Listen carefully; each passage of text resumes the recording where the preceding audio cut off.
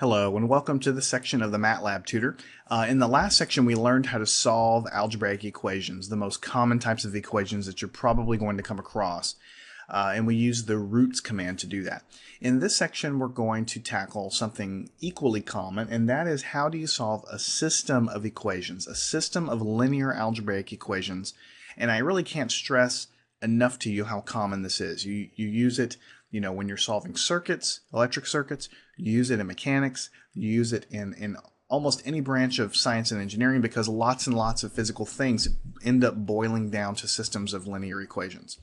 So for instance, what I mean by this is, what if you wanted to solve this system of equations? X plus 2y is equal to 4, and 3x plus 4y is equal to 5. By hand, you could do lots of things. You could, substitute in and solve the variables. You could graph these guys and figure out where they intersect. You could do addition techniques. You can do lots of different things to actually solve this. In Matlab, what we need to do is provide the equations to it in the form that it knows how to work with. And fundamentally, Matlab is a matrix animal, like I've always said, really. So what we need to do is we're really going to use matrix methods to solve this guy. Now, if you remember back to your matrix algebra, and by the way, if you've forgotten all this stuff, you can go grab one of my matrix algebra tutorials and relearn it all.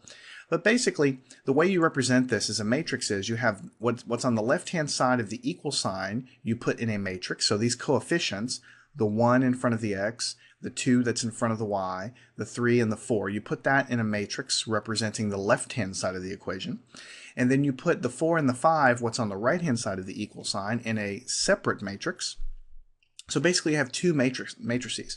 The left-hand side we're going to call the A matrix, and the right-hand side we're going to call the B matrix. And so what really happens here is to actually solve for x and y, what you're going to do is you're going to take the inverse of matrix A on the left-hand side and multiply it by matrix B. And that basically isolates x and y. If the details of why that works is fuzzy to you, then go grab one of my tutorials on linear algebra or matrix algebra and it'll all become clear. But the bottom line is that's what you're doing. You're taking the inverse of the left-hand side as a matrix, multiplying it times the right. So let's go ahead and first define the left-hand side of this equation. So the matrix A, we're going to use capital A. You can use any variable that you want. What we have is x plus 2y. So to represent that, it would be 1 space 2. That's the first row of that matrix representing the top equation. Then we put a semicolon. That tells Matlab, okay, the next line of the matrix is what's going to be as follows, 3x plus 4y. So we put 3 space 4. So that is the second row.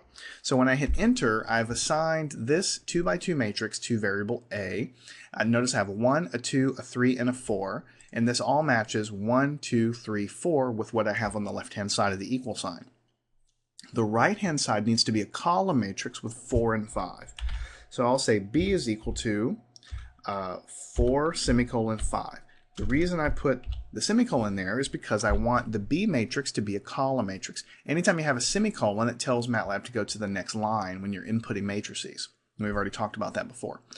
So we have the A matrix defined, which is the left-hand side of the equal sign in our system, and we have the B matrix defined, which is the right-hand side of our system. So ultimately, to find the answer, so I could say something like, solution. I could do it that way if I wanted to. I can set the solution equal to, it's going to be the inverse of matrix A times matrix B. This INV is a function in Matlab. It takes the inverse of matrix A, it does a matrix operation to find that answer, and then it takes that inverse and it multiplies times matrix B, and that is going to be the solution.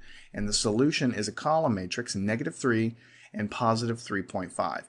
So it goes in the same order as your variables. Here you had x and y, so your answer is x and y. So the answer is x is equal to -3, y is equal to +3.5. So this is sort of one technique to do. You could do inverse parentheses matrix A multiply times B.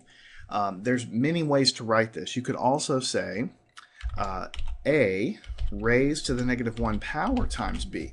This accomplishes the same thing. I'm just showing you two different ways. You can send the matrix to the function that calculates its inverse, or you could just take the matrix and raise it to the -1 power, which is going to cause Matlab to do exactly the same thing, and we get the same answer back in both cases. So whichever one you do is really up to you. Now also, there is a a shortcut way of doing that. If you take matrix A and do the backslash key, and then put matrix B immediately after, this backslash key is basically going to cause it to solve the system and give you the same answer. Let's go ahead and double check that first. We get the same answer. What this is doing is it's calculating it in a slightly different way. This is what's going on under the hood in Matlab, but when you do it this way up here, you're calculating the inverse and you're multiplying. When you do it here, then Matlab is using Gaussian elimination on the matrices themselves to calculate the answer.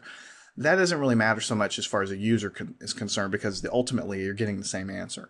So here's 3 different ways to calculate the solutions of the system, and I'll give you a 4th way also. There is a function built into Matlab called linsolve.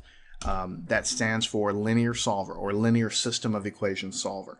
So you open up a parenthesis and you pass it matrix A. In fact, it's giving you help right here. Matrix A comma matrix B, like this. And what do you get? The exact same answers. So the bottom line is, when you're solving a system of linear equations in Matlab, you have to put them into the matrices like we've discussed, and then there's really many ways to get the answer. You can pass the function A to the inverse function to calculate the inverse, then multiply times B.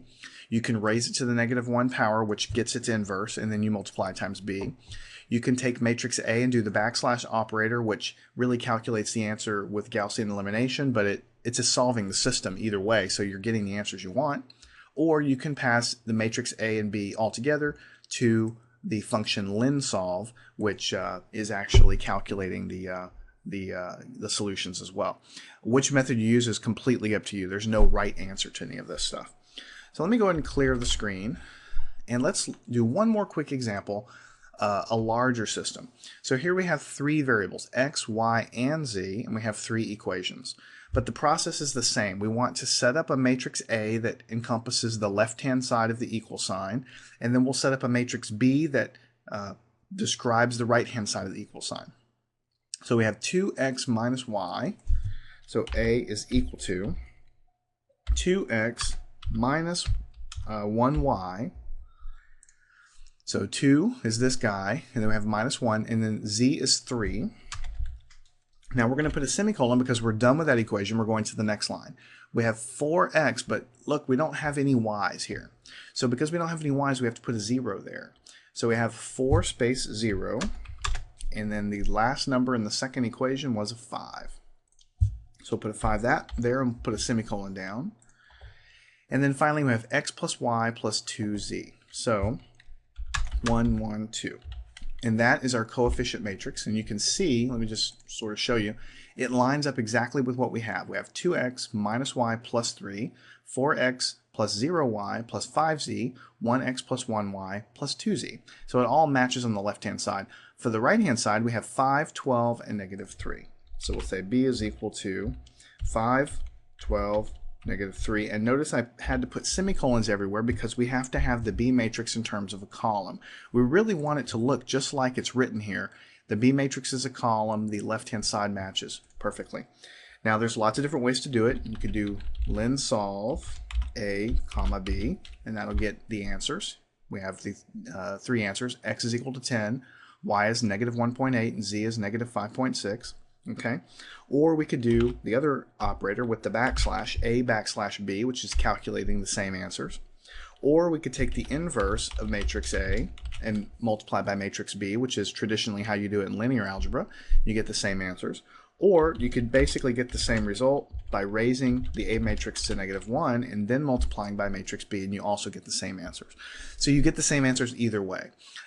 You know, personally, I like this because it's pretty descriptive, and I love this if you're coding something, if you're writing a program, because this looks more like a programming language, and anybody should understand by looking at this. This is a linear solver, so it kind of makes sense to me. But any of them are totally valid.